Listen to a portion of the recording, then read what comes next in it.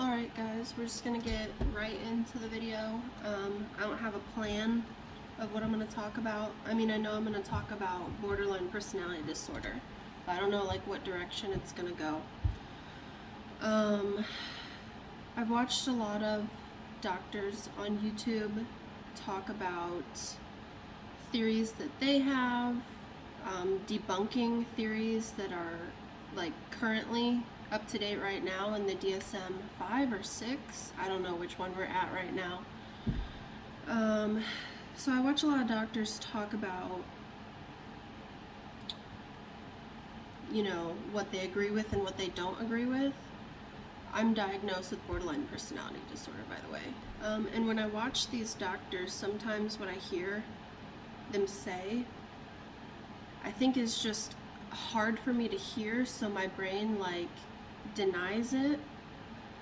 But sometimes like I can fully see it in myself, and I see it, and so I can sort of like acknowledge and admit that like, yeah, a lot of what they describe is me. But just like talking about it, it doesn't feel real. I think that's just because, you know, I feel so disconnected from myself. I disassociate a lot. I disassociate daily. I've known that about myself for a while. That's also a symptom of PTSD, which I also have. I feel like everyone has PTSD. Well, maybe not. I mean, everyone's been through trauma, but I guess other people handle it better than other people do. Or at least they like pretend to, but maybe they'll like let it slip out in passive aggressive ways that aren't like really overt in the way that like PTSD is. Like you'll have like very noticeable symptoms, whereas like other people, either they handle it better or they're just masking. I don't know. Everyone goes through trauma, so that much I do know. I had a really traumatic childhood. Like, I just don't want to talk about this.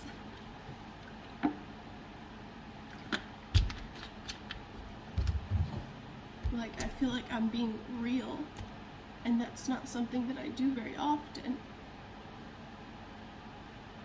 And it's, like, scary.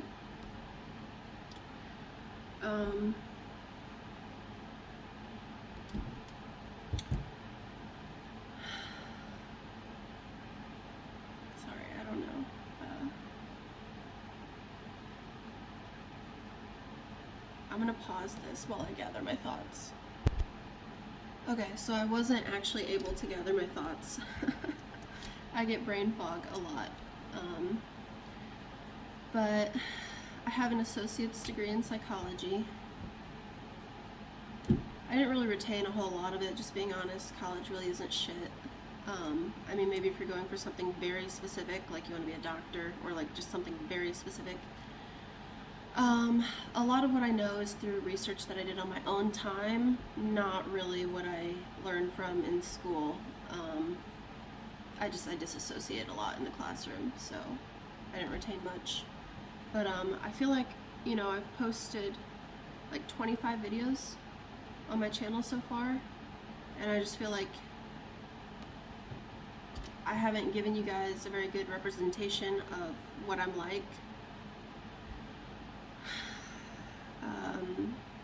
But you know, I'm different every day, so it's hard. I guess I am showing you what I'm like. You probably don't have like a good grasp on like who is Kelsey, and that's because I don't. I'm very disconnected from myself.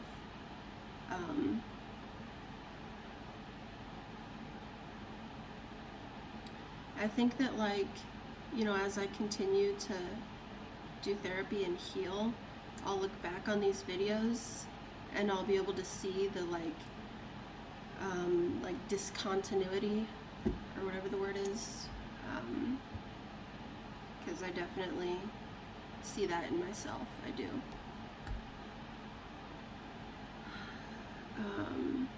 you know, talking about these like really hard things in the moment and being like so real is actually very hard. Like I feel like my breathing changing. I'm just not used to being so real about real issues.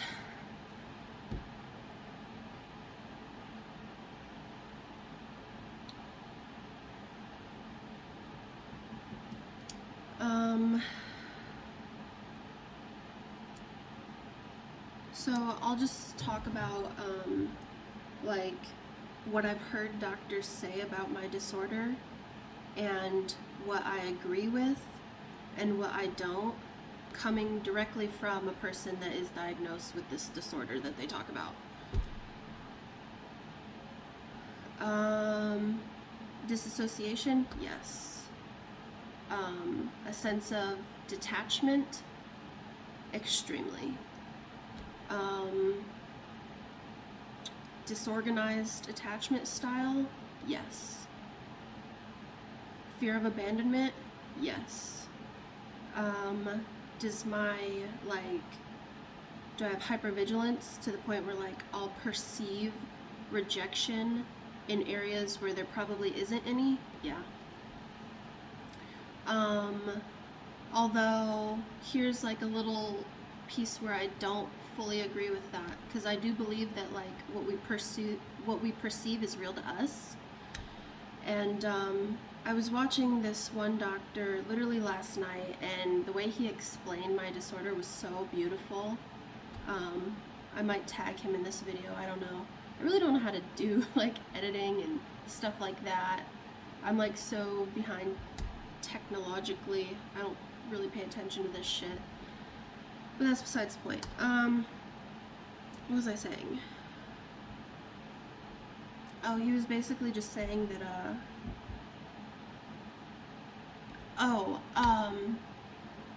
so, this is difficult.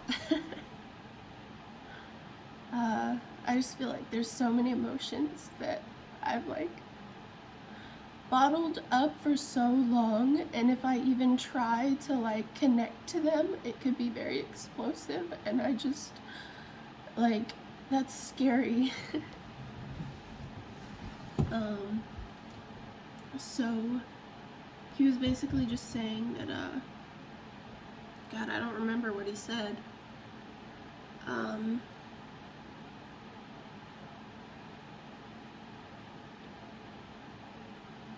Hold on while I try to remember.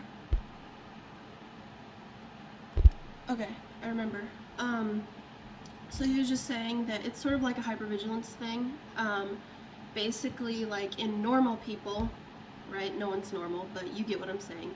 In people that don't have my disorder, when they interact with other people, they see like their facial expressions, and like if someone is, I really encourage you to watch his video. I probably will tag him or link the video down below. Like if someone is 70% happy but 30% upset, a person that doesn't have my disorder won't even see the 30%. They'll just see the 70%. But people with my disorder, I'm not gonna say everybody, but me specifically, I see that 30%. And so this is why a lot of people will say, like, borderlines perceive rejection when there isn't any. That's not true. That's not true at all. Maybe like perceiving rejection is the wrong way to say it. I guess what we perceive is we just have this heightened ability to perceive your emotions. I have this heightened ability to perceive whatever it is that you are feeling, whether you're aware of it or not. I'm perceiving you and your feelings, all of them, all of the fucking time. And so, like, if I perceive that you've got 30% anger in you right now, whereas other people don't recognize that, I do, and the way that that translates in my brain, is it gets translated as rejection. So that's where that's what these doctors mean to say, but they've been saying it wrong. It's not that you know, that I perceive your feelings accurately. I'm very hyper vigilant. It's like a safety mechanism. It's a defense mechanism. It's ingrained in me to pick up on all of your emotions all of the time. But the translation part is what's fucked up. Like if I see 10% anger in you, the way that my brain then translates that is that this is rejection about to happen now. So you could be 90% excited and happy, but if I sense 10% of discontent in you, I'm accurate in that, but the inaccurate part happens when my brain assumes that it has to do something with me. I take it personally. My brain translates it as, okay, this is my fault. They're going to abandon me. I've done something. And I know that this is like really fucked up, you know. It's really hard to have this like pathological way of thinking about things. It makes connecting with others really hard. I'm very inconsistent in my relationships with other people because I'm just so hyper vigilant to their emotions, and I do take their emotions personally, and that's really bad. I know that that's really bad. That is just going to set me up to be hurt, taken advantage of, abused, just all the bad things. So that's something I want to work on. And I always feel this like sense of cognitive dissonance in regards to, should I be hanging out with people? Should I not be? Should I try to have friendships? Should I not? Because on one hand, you know, if I know this about myself and I know that like I have this weakness that other people without this disorder don't deal with, but I'm like susceptible to this, I have this weakness, then should I not be putting myself in the same situations that other people can, as a way to like take care and protect myself from it? Or should I put myself out there in social situations as a way to like try to get past it and work through it?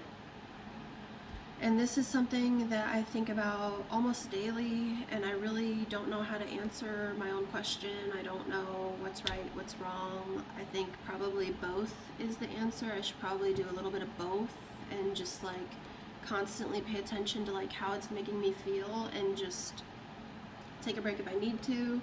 If I feel up to it, then go out. And I should probably just do it that way. But like, it's just, I feel like I'm healing at a turtle's pace, like a snail's pace. And it's really frustrating because it's like everyone around me is on their own journey, and then you hear people say like, if you're not moving forward each day, then you're stagnant.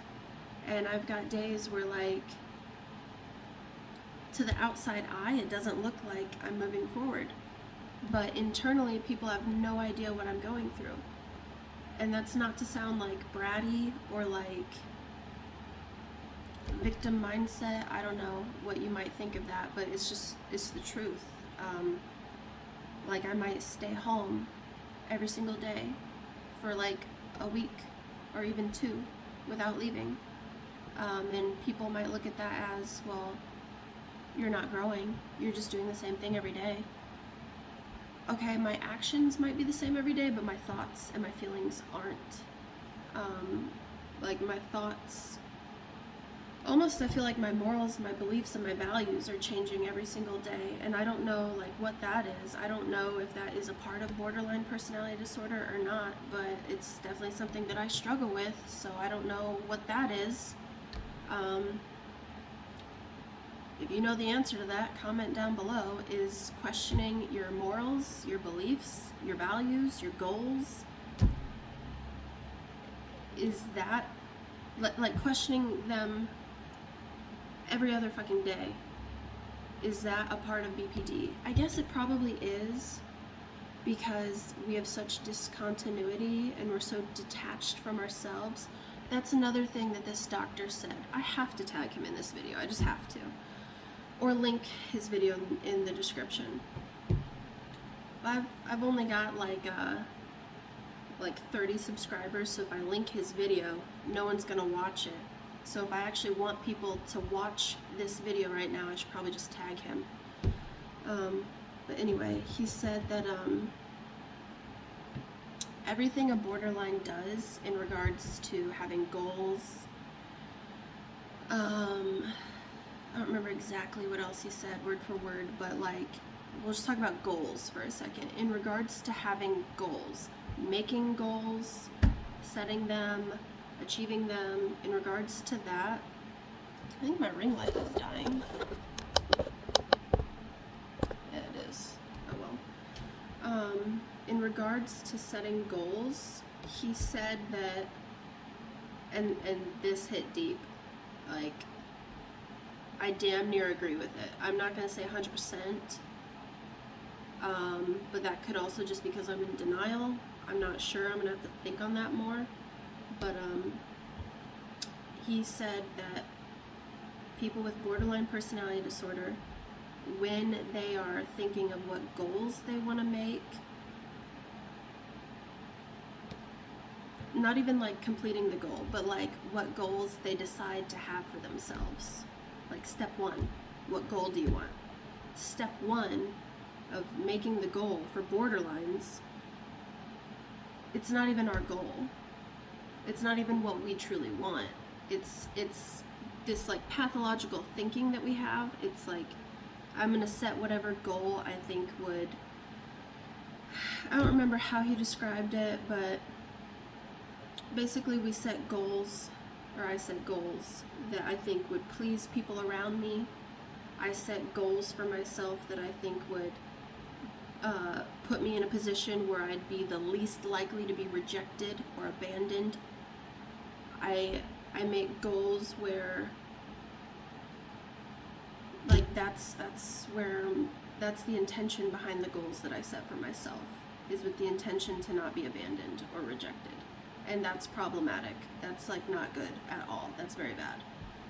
Because, I mean, that's like people pleasing, but it's deeper than that. Like, this is pathological for me. And I'm becoming like very aware of this. And that's another thing that I absolutely cannot stand, is when people out there look at people that have personality disorders, not even just mine, but also like narcissism and schizoid and just all the personality disorders, right? Everybody just wants to say we're a lost cause, we can't get better, especially like if we've done something really bad in our past due to our mental illness. A lot of people will say, well, they're just evil in nature. This is just how they are. They just are evil. And that's something that really bothers me, because I went through like a very, very dark phase in my life that lasted a few years, and it got really, really, really dark. And I was like so deeply questioning my beliefs, my morals, what I value, like all these philosophical questions. And I was just questioning them so deeply. And I acted on a lot of the questioning that I was doing, and I've done a lot of bad things in my life when I was going through this period, and I'm still in this period. Like, I'm not out of it. I still question these things about myself like every other day, whereas other people, they have a more solidified sense of who they are. Mine's like, I don't know, fragmented or whatever you would call it. It's not a strong sense. I lost my train of thought. I don't know where I was going with that.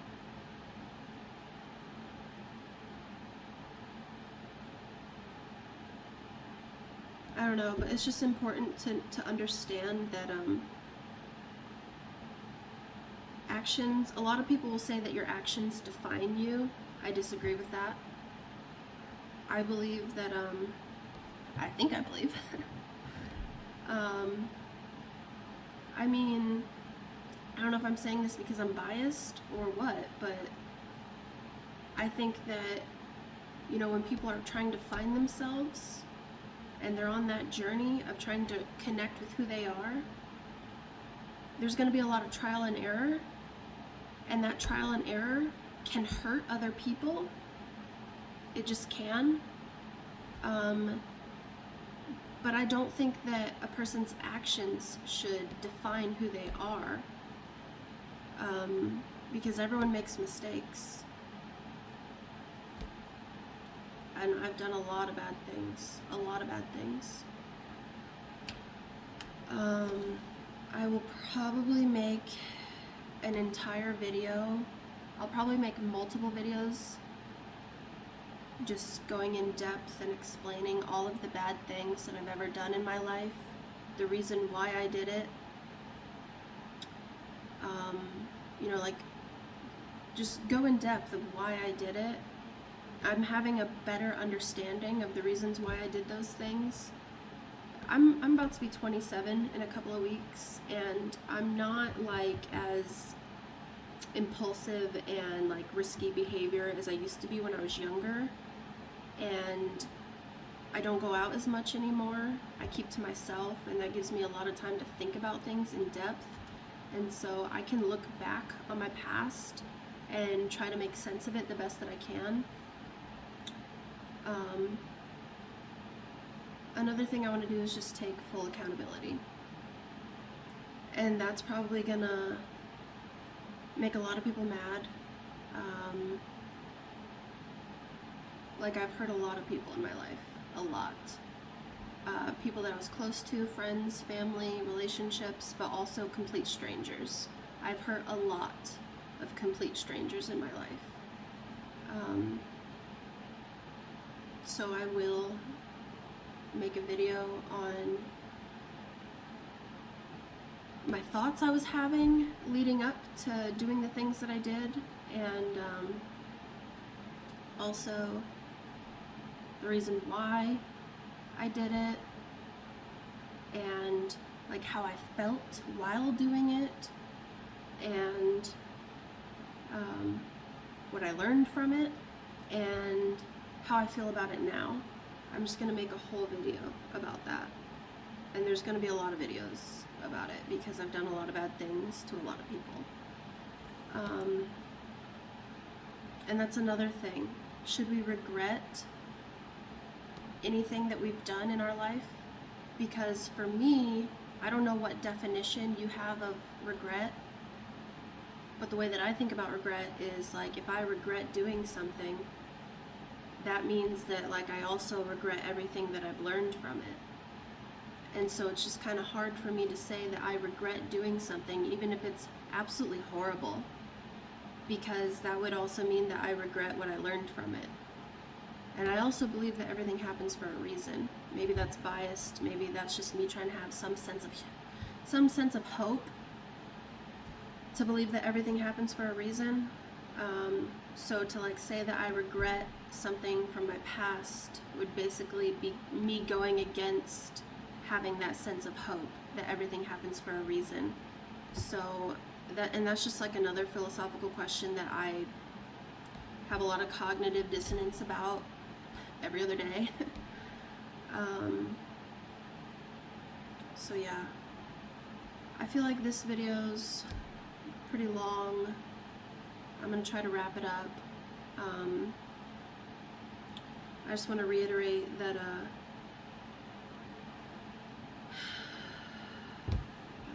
being aware of like all of my thinking patterns and how they're not good, they're not healthy, how they're holding me back, how like stuck in my way, like how ingrained these patterns are in me, and just thinking about like the reasons why my brain developed this way.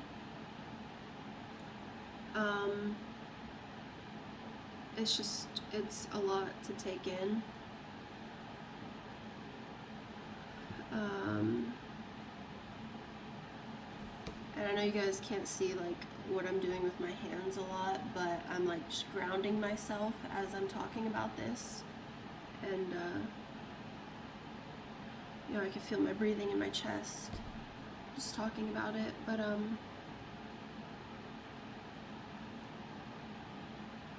yeah, I think that like the more I connect with me, I'll probably experience a lot of panic attacks doing it. And just, I look at the mind like it's the ocean. You know, 95% of the ocean still has not been discovered yet, and look at all we know about it. I feel like our human brain is similar to that, because, you know, the DSMs, they keep coming out with a new version, which means, you know, they keep finding new data, new research, and I feel like, you know, just like the Bible keeps getting rewritten and rewritten, the DSM is just like that, and we really shouldn't have like a closed-minded way of thinking about things, you know, just because there's current research out there right now. I feel like nothing's ever set in stone. Sorry, that was a notification. I keep getting calls from this private number. I think someone's like trying to prank me or something. It's usually like some bogus phone call about Amazon. But I had a point to what I was saying about comparing the mind to the ocean and how like there's so much about it that we don't know. So I've got a theory. I'll just say it. I think that like when you've disconnected from yourself for so long and you've got so much bottled up inside, that when you do finally start to reconnect, I think that that can cause you to have a lot of panic attacks, depending on who you are and your situation, right? I used to have a lot of panic attacks as a kid growing up, just because of like the torment and the torture that I went through. But as an adult, I've really only had one. And it just felt like I was right back in childhood as I was having it. And I don't get them very often ever, but this, like the panic attack that I had as an adult happened about 2-3 summers ago. And leading up to it, I was in EMDR, which is a type of therapy that is like really helpful for people with PTSD. And I was going twice a week, every week for about a couple of months. And then one day I pulled up into the parking lot, shut the car off, you know, I was parked, I was a few minutes early, so I was just sitting there, and it just happened. To this day, I have no idea, like, was there a specific trigger? Because the parking lot was basically empty, and I was alone in the car. There was no one else around me. So to this day, I really don't know why I had that panic attack, and it was really scary. Like, I felt like I was under attack, and like my life was in danger. I lost control over my body. Like, I had a lot of tingling throughout my whole body. I was screaming, crying. It was bad. It was just really bad. Anyone that's ever had a panic attack, I don't need to explain it to you. You know what it's like. And so because I don't know like what caused that to happen that day, I just feel like it was an accumulation, like a buildup of going through so much EMDR twice a week for so many months. And then, you know, here I am pulled up to my next appointment again, about to walk in again. I think it was just an accumulation of that just led me to explode into a panic attack. So that is a theory that I have. If you've disconnected and detached from yourself for so long, and you've got so much bottled up because of that, once you finally do start to try to reattach to yourself and connect with yourself, it could feel like too much all at once and send you into a panic attack. So that's my theory.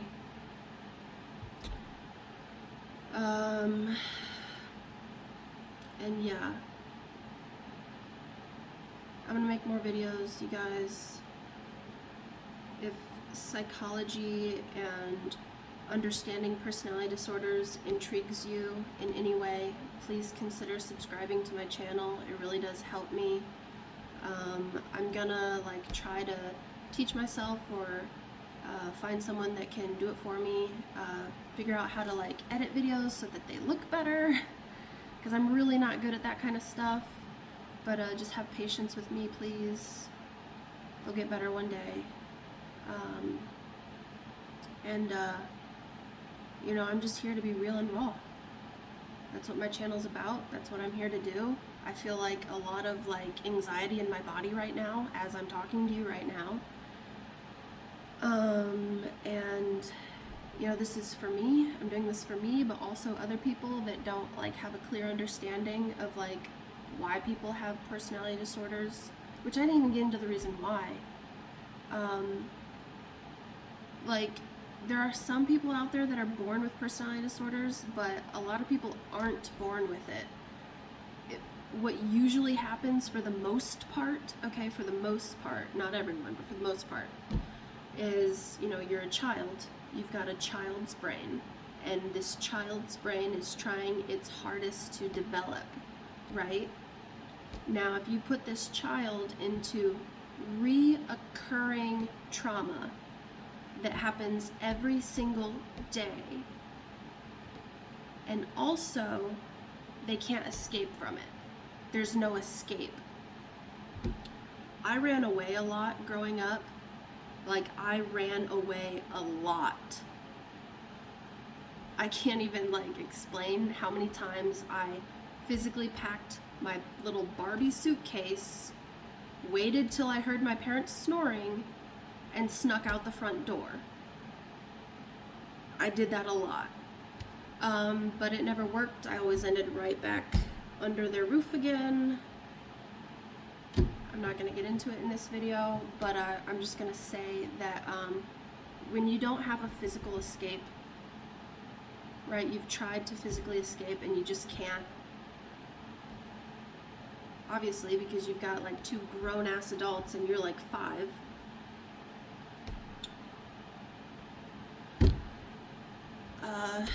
So when there's no physical escape, but the torment and the trauma is still continuing on a daily basis, and your child mind that is still developing and can't handle all of that, what ends up happening is you escape mentally, because that's the only way, that's the only option left. You end up escaping mentally, and that is what causes personality disorders. So I'm just gonna end it at that. I feel like tingling in my body right now. I'm gonna end it here. But yeah, if you're curious to know what goes on inside the mind of a borderline, please consider subscribing. Please like this video. Subscribers and liking and engagement on my channel really helps my channel.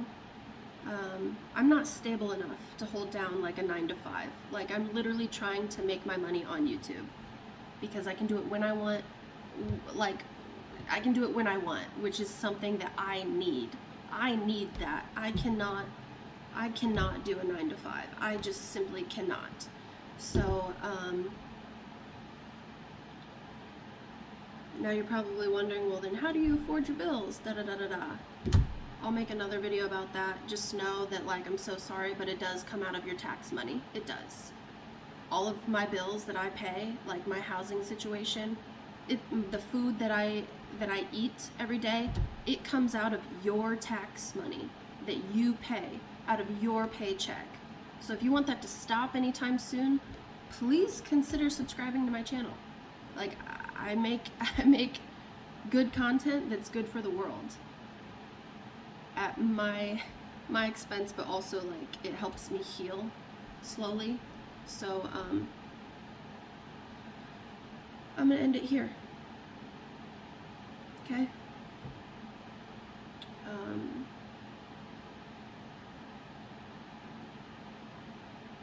I do the best that I can.